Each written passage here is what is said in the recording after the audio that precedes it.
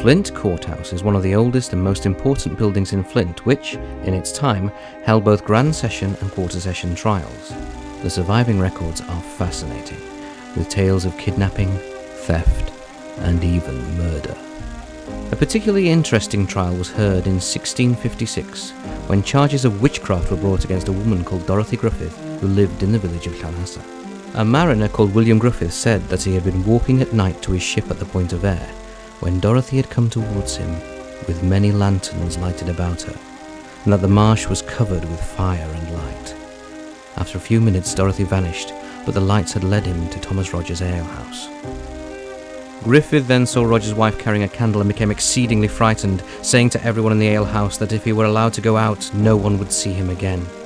He certainly seems to have been a sick man, for apart from his several fainting fits that night, his brother Edward described his eyes as seeming to be like a flame of fire.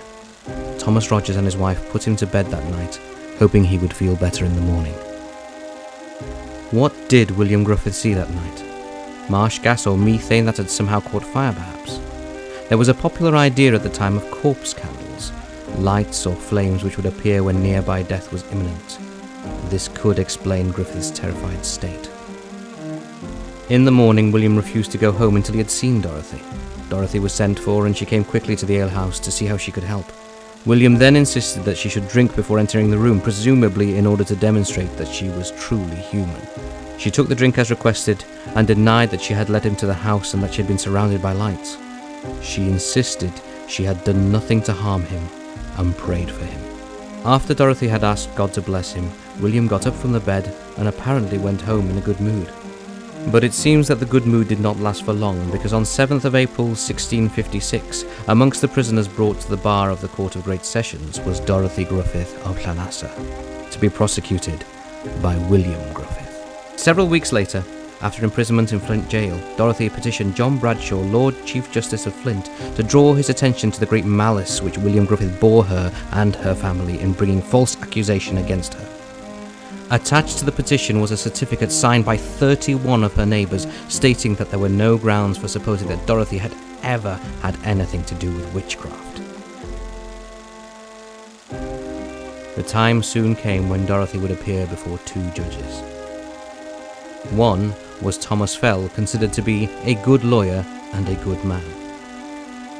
The senior judge was John Bradshaw, the same man who had tried and sentenced Charles I to death. This was in the middle of the 17th century, when witch persecutions were at their height. Bradshaw and Fell had also recently condemned to death 3 Cheshire women for witchcraft in October 1654. William Griffith's accusations of witchcraft against Dorothy had placed her in grievous danger, and it is doubtless for this reason that the most influential men of Llanasa interceded on her behalf, led by the vicar, William Smith. The first person to be examined was Thomas Rogers, carpenter from Picton, who kept an alehouse near the seaside. Much of his evidence was confirmed by Thomas Rogers' wife. Edward Griffith's testimony was more informative. Having met his brother William, who was on his way to his ship, both had gone to an alehouse near the sea and called for a pottle of ale. Dorothy entered and was asked by William whether he had ever offended her father and his children, and whether she would ask them to leave him alone, he in turn promising not to offend them. Dorothy agreed to convey the message.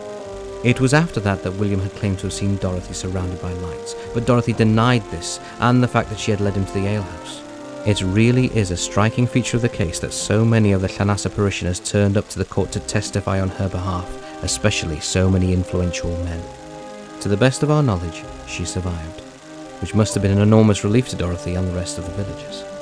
The old courthouse has served the people of Flint for hundreds of years, not only for its original judicial use, but just as importantly as a much-loved shop in the pride of place on Church Street. As it starts the next chapter of its life, take time to look around and imagine the invisible footprints of those who've walked here before you. During its time as a courthouse, a grocer's store, a bakery, a brewery, or the fondly remembered electrical shop run by Tommy Bithell and his wife Margaret, this building certainly has had its fair share of drama, and so it seems fitting that now it can serve as a cafe, offering somewhere to sit and reflect on all that has gone before.